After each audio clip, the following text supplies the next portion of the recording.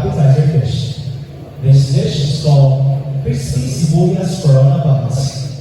Golden, crispy fried onion rings stacked street style, tuhog-tuhog in our local term. It is served with a creamy, flavorful mayo dipping sauce. It is a perfect way to start and awaken your taste buds with a mix of crispiness and savory delight.